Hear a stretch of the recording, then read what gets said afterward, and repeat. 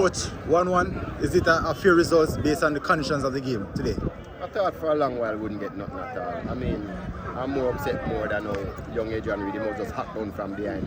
No card and the youth just come off an injury. It's just, you know, these referees just allow these things to happen to good players. It's a joke. I mean, it was a straight red card, much less in the one a yellow card. I mean, those things I'm just upset. Still grateful for the points. What is the plan going forward for your next game, and also crucially to secure a top 6 finishing? Yeah, that was what we came here for. I thought a win today would have set us up really nice.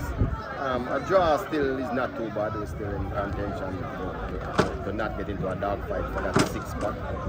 So this is where we want to be. You have a couple games in hand. Is that plus for Cavalier going forward? No.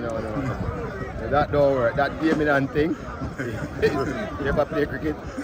What is on the board is important. Those games we haven't won them, anything can happen. They are hard games against racing and mountains and so on. Jumping up and down. A key player, Tivoli, not present today.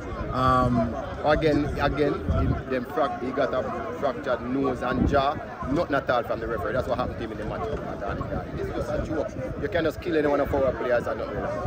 So going forward, what do you think, from a coach's standpoint, that you want to see as a rate so the officiating going forward? Well, I don't know. I just add 20 points for whatever I have, because I know if they were the officiating was fair and even, I would have 20 more points. All right, Cavalier continue to march and wish you all the best going forward.